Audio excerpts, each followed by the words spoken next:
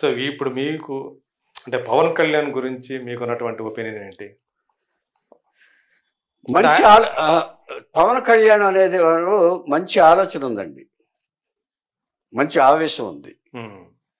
కానీ ఈ ప్రాక్టికాలిటీ వచ్చేటప్పుడు కొంచెం వీక్. ఓకే, ఆలోచన మంచిది, ఆవేశం మంచిది. ఏమంటే 10 మందికి మంచి చేయాలని ఆలోచన ఉంది, ఆవేశం ఉంది, ఆదరించే గుణం ఉంది. అంటే డబ్బు మీద ఆశ లేదు, ఏదో ఈ డొనేషన్స్ వసూలు చేసేసి ఏదో పార్టీ పెట్టేద్దామనే ఆలోచన లేదు.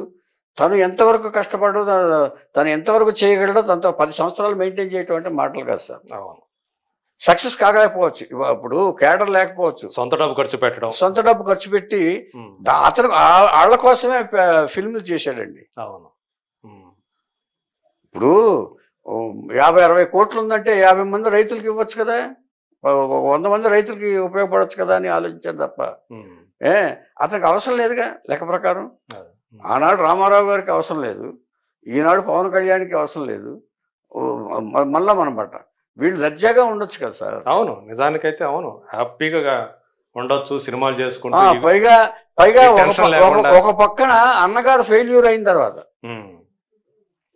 ఒక పక్కన అన్నగారు వదిలిపెట్టేసిన తర్వాత ప్రజారాజ్యం పార్టీ, అది ఆ ఇంప్రెషన్ బాగా ఉండిపోయింది పవన్ కళ్యాణ్లో. ఏమైనా సరే చచ్చినా సరే వదిలిపెట్టకూడదు, ఆ ఇంప్రెషన్ రానివ్వకూడదు ప్రజల్లో. మెగా ఫ్యామిలీకి ఆ గౌరవాన్ని నిలబెట్టాలి, పవన్ కళ్యాణ్ ఓడిపోకూడదు, ఒకసారి జరిగిన తప్పు మళ్ళీ చేయకూడదు అంటే ఆయన వ్యతిరేకించాడు కదా ఆ రోజుని. ప్రజారాజ్యంని కాంగ్రెస్ పార్టీలో విలీనం చేయటం వ్యతిరేకించాడు. ఆ అన్నగారి ఈ రాజకీయపు దీంట్లో కొన్ని వ్యతిరేకించారు, కొన్ని విషయాలకి. ఆయనతో ఓపెన్ ఫ్యాక్ట్, ఎంత అభిమానిస్తాడో అంత నిజాయితీగా మాట్లాడతాడు ఆయన. ఎందుకంటే ఆయన ఇప్పుడు వాళ్ళు కూడా లేకపోతేనండి, అలాంటి వాళ్ళు కూడా లేకపోతేనండి అరాచకం అండి. ప్రశ్నించేవాళ్ళు లేకపోతే అంతే కదా, గట్టిగా అడిగేవాళ్ళు అంతే కదా. ఆయన మన చైనా వారప్పుడు నెహ్రూ గారు పంచశీలని రాశాడు ఆయన. అవును, అంటే సావర్ణిటీ ఉండాలి, మనకు తెలుసు సరిహద్దు పంచశీల సూత్రాలని వచ్చాయి, సూత్రాలని ఆయనే రాశాడు ఆయన. ఎవరు? జవహర్లాల్ నెహ్రూ గారు. చైనా ప్యాక్ట్ తర్వాత, యుద్ధం తర్వాత. ఎందుకని అలాంటి వాళ్ళు ఎందుకు ఆలోచిస్తారు? మన సరిహద్దులు గొడవ పెట్టుకోకూడదు, మనం ఒకళ్ళనొకళ్ళు ఐకమత్యంగా ఉండాలి, ఇలాంటి సూత్రాలు ఉన్నాయి అందులో కూడా. మీకు అర్థమైందా? అంచేత ఈ ఓటర్ అనేవాడు ముందు కామన్ మ్యాన్ ఆలోచించాలి సార్. ఓటర్ అనేవాడు ఆలోచిస్తే తప్పంటే నాతో సహా, మీతో సహా మంచి ఆలోచించి, ఏమంటే ఒక పక్కన డైరెక్ట్గా వాళ్ళు బూతులు తిడుతుంటే ప్రజలకు తెలియట్లేదండి.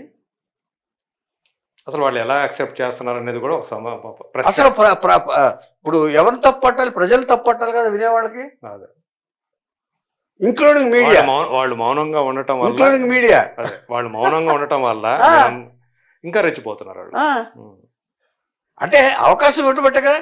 ఇప్పుడు ఒకసారి చెప్పారండి, మీరున్నారు, అగ్నిమూర్తి గారు ఉన్నారు, ఏమంటే కొడాలి నాని లేకపోతే ఇంకొకళ్ళు ఎవరో పిలిచారు ప్రెస్కి. వద్దంటే మీ సంభాషణ అలాగా వ్యతిరేకంగా ఉంటుంది, ప్రజాస్వామ్యానికి వ్యతిరేకంగా ఉంది, మేము ఏం చేస్తాం, ఎందుకంటారు? మీడియా కూడా ఎందుకంటారు? ఒక పక్కన డైరెక్ట్గా అన్యాయాలు, అరాచకాలు చేస్తున్నారని చెప్పేసి, అంటే పేర్లు వద్దులేండి దాంట్లోనే. తర్వాత ఒక మంచి మనిషిని, ఇప్పుడు ఒక మంచి మనిషిని తిడతా ఉంటే వీళ్ళకి తెలియదండి మంచాడని. రాజకీయం వేరు, మనిషి గుణం వేరు కదండి. రాజకీయానికి దీనికి సంబంధం ఉందండి. ఇది అన్యాయం అని తెలిసినప్పుడు నువ్వు ఎదురించకపోతే ఇంకెందుకండి? అదే అంటే వాళ్ళు చెప్పాల్సిన టైంలో దేంతో చెప్పగలరు? జనం, ప్రజలే చెప్పాలి సార్. ఓటుతో ఎక్కడో ఇది వరకు ఒకసారి మీకు గుర్తుందో లేదు, నాకు గుర్తు రావట్లేదు, ఇంత గుర్తు చేసుకోవడం ట్రై చేస్తున్నా. ప్రజలు తిరుగుబాటు చేసి, జనంని కాదు, ఈ కార్మిక మన దేశంలో కాదు, మన దేశంలో కాదు, తిరుగుబాటు చేస్తే దిగొచ్చారు వాళ్ళు. ఇలాంటి అన్యాయం జరిగితే తిరుగుబాటు చేశారు సార్ జనం తిరుగుబాటు. ఏమంటే వీళ్ళందరూ వినేసి ఎంజాయ్ చేస్తున్నారు మనోళ్ళు. మీడియాకి ఫుడ్ అయిపోయింది. మీరు అన్నట్టు తంబునైల్ ఉంది చూసారా, తంబునైల్స్ పెడుతున్నారు, మీడియాకి ఫుడ్ అయిపోయింది అది. ఇప్పుడు వాళ్ళు కూడా అవునండి జగన్ ఇస్తున్నాడు, మేము కూర్చొని తింటున్నాం, మాకు వస్తుంది, మాకేంటి, మాకు ఇచ్చేవాడు కావాలి అంటున్నారు వాళ్ళు. అంతే కూర్చొని పెట్టి ఇప్పుడు నువ్వు నిర్వీర్యుడు అవుతున్నావు అని తెలుసుకోవట్లేదు నువ్వు. దాని వల్ల ఉత్పాదక శక్తి తగ్గిపోతుంది కదా, ఉత్పాదక ప్రొడక్టివిటీ తగ్గిపోతుంది. వాళ్ళు పని చేయకుండా కూర్చుంటున్నారు. నేను చూశాను ప్రత్యక్షంగా నేను చూశాను. అది కనుక అలా ఊరికే గనక రాకపోతే తను ఏదో ఒక పని చేసుకుని ఉంటాడుగా. చచ్చినట్టు పని చేయాలి, అర్ధరాత్రి కూడా పని చేయాలండి. అర్ధరాత్రి కూడా పనిచేసి వచ్చేవాళ్ళు నేను చూశాను. వాళ్ళు కూడా కూర్చోవటం నేను చూశాను. ఆయన టీడీపీ తోటి పొత్తు పెట్టుకున్నారు, ఓకే, కానీ చాలా అతి తక్కువ సీట్లకి ఆయన రాజీ పడిపోయారు అని చెప్పేసి కొంతమంది ఆయన పార్టీకి సంబంధించిన వాళ్ళు అంటున్నారు. అలాగే దాన్ని క్యాష్ చేసుకోవాలని చెప్పేసి యువతల ప్రత్యర్థి పార్టీల వాళ్ళు కూడా ఆయన మీద విమర్శలు గుప్పిస్తున్నారు. మనకు తెలుసు హరిరామ జోగి లాంటి ఒక సీనియర్ నాయకుడు తప్పుపడుతూ ఆయన తీసుకున్న నిర్ణయాలు ఏవైతే ఉన్నాయో పవన్ కళ్యాణ్ దాన్ని తప్పుపడుతూ లెటర్లు రాయటం ఇవన్నీ మనం చూస్తూ ఉన్నాం. సో ఎందుకని అంటే పవన్ కళ్యాణ్ అంత తక్కువగా అంటే 21 సీట్లకో అసెంబ్లీ సీట్లకి పరిమితం చేసుకోవటం ఎందుకంటారు?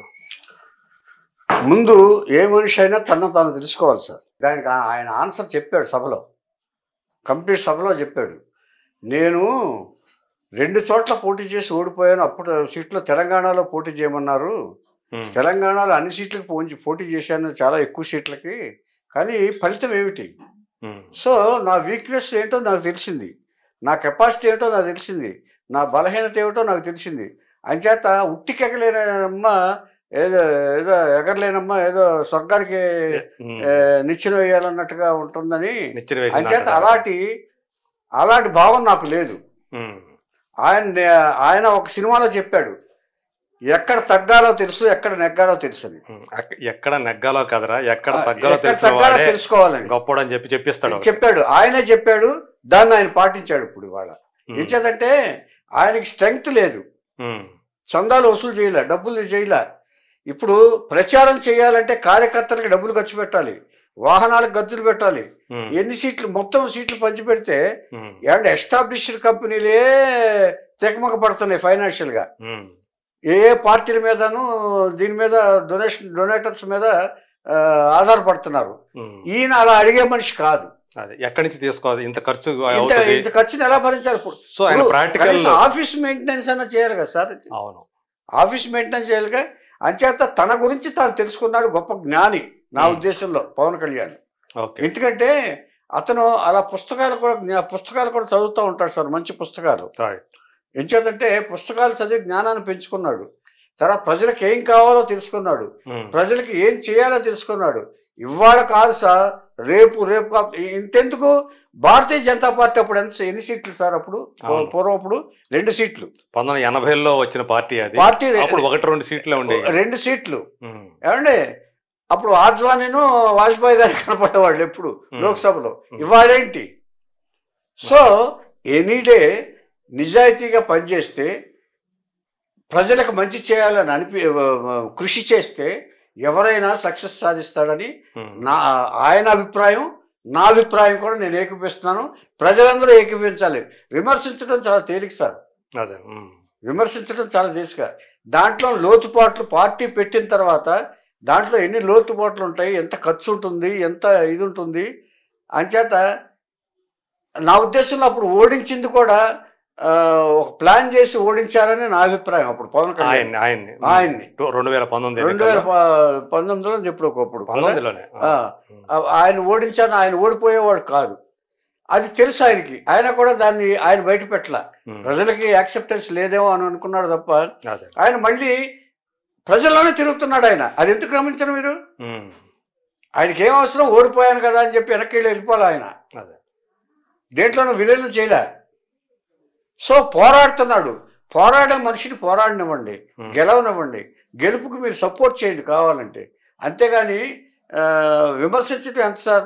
అంటే ఈసారి పోయినసారి ఆయన పార్టీకి ఒకే ఒక సీట్ వచ్చింది అసెంబ్లీ. అవును, అది కూడా వెళ్ళిపోయాడు. అతను కూడా వెళ్ళిపోయాడు, అది వేరే విషయం. ఈయన 2 చోట్ల పోటీ చేసి ఓడిపోయాడు కదా. ఈసారి పవన్ కళ్యాణ్ పార్టీ, ఆయన జనసేన పార్టీ 21 అసెంబ్లీ, సో 24 కదా, 24లో మళ్ళీ బీజేపీ వచ్చిన తర్వాత బీజేపీ వచ్చిందా 3 తగ్గించుకున్నారు వీళ్ళు. సో కాబట్టి 21 స్థానాలకి పోటీ చేస్తున్నారు. సో పవన్ కళ్యాణ్ పిఠాపురం నుంచి పోటీ చేయటం, సో ఇది దీనివల్ల పవన్ కళ్యాణ్కి ఎన్ని స్థానాల్లో ఆయనకి వచ్చే అవకాశం ఉందంటారు ఈసారి? మీకేమన్నా అట్లీస్ట్ సగం స్థానాలను ఈసారి గెలుస్తారు సార్. అంటే మోరల్ సపోర్ట్ పెరిగింది సార్, ఇప్పుడు మోరల్ సపోర్ట్ పెరిగింది. అంచేత మంచి వాళ్ళు ఇద్దరు కలిశారు. ఎవరు, మన చంద్రబాబు నాయుడు గారును ఇది పవన్ కళ్యాణ్ బీజేపీ వీళ్ళు కలిశారు. తర్వాత ఇప్పుడు ప్రస్తుత రాష్ట్ర పరిపాలకుల మీద కొంత ఇది ఉంది, ఎన్ని గిమ్మిక్కులు చేసినా ఇది ఉంది. ఇదివరకు వ్యతిరేకత ఉంది. ఇదివరకు దొంగ ఓట్లు వేశారు, ఇప్పుడు దాన్ని కట్టడి చేస్తున్నారని విన్నాను నేను. ఈసీ వాళ్ళు బాగా ఎక్కడ, ఇప్పుడు నేను ఆంధ్ర నుంచి వచ్చాను మొన్న, వెళ్తే తలుపు మీద బొమ్మలు కూడా తీసేస్తున్నారు ఈసీ వాళ్ళు. ఏ నాయకుడిది ఉండకూడదు, అదే తలుపుల మీద ఇదివరకు గడప గడపకి అంటించున్నారు. ఇప్పుడు నేను మొన్న వెళ్తే మా ఇంట్లోంచి కూడా మా గుమ్మంలో కూడా తీశారు. ఓకే, ఎవరు, ఈసీ వాళ్ళ ఆదేశం ప్రకారం. అంచేత ఈసారి డెఫినెట్ గా, అంటే ఈసారి ఎలక్షన్ కి మ్యానిపులేషన్ జరిగే అవకాశం లేదంట. లేదు, తక్కువ అవుద్ది ఒకవేళ చేస్తే. చేయకుండా ఉండడు కానీ నా ఉద్దేశం ఒకటి చెప్పనండి, ఎలక ఈ కలుగు కాకపోతే ఇంకో కలుగులోకైనా దారి చేసుకుని వెళ్తుంది, ఏదో సంథింగ్ జరుగుద్ది, కానీ ఆ స్థాయిలో జరగదని నా ఉద్దేశం. అంచేత ఇప్పుడు డెఫినెట్ గా, ఇప్పుడు నేను మొన్న వచ్చినప్పుడు నేను రోడ్డు మీద వస్తుంటే ఎగ్జిట్ పోల్ వాళ్ళు వచ్చారు, ఎన్టీవీ వాళ్ళు అడిగారు, ఆ లిస్ట్ అంతా చూశాను నేను. వైసీపీకి సపోర్ట్ చేసిన వాళ్ళు కూడా టీడీపీ అని చెప్పారు వాళ్ళు. ఎందుకంటే వాళ్ళకి సంక్షేమ పథకాలు కరెక్ట్గా రావట్లేదంట. ఎందుకు అలా చేశారని అడిగాను నేను. నన్ను అడిగారు, నేను చెప్పాను టీడీపీ అని. నా పేరు, ఫోన్ నంబర్ అన్ని నోట్ చేసుకున్నాను రోడ్డు మీద. సో ఇవన్నీ చూస్తుంటే మంచి వాళ్ళు వస్తారు అనే ఒక ఆశ నాలో కలుగుతుంది. అయితే దుర్మార్గం చేయకపోతే, ఇప్పుడు దుర్మార్గం ఎప్పుడు ఎవరు చేస్తారో మనమే చెప్పలేం కదా.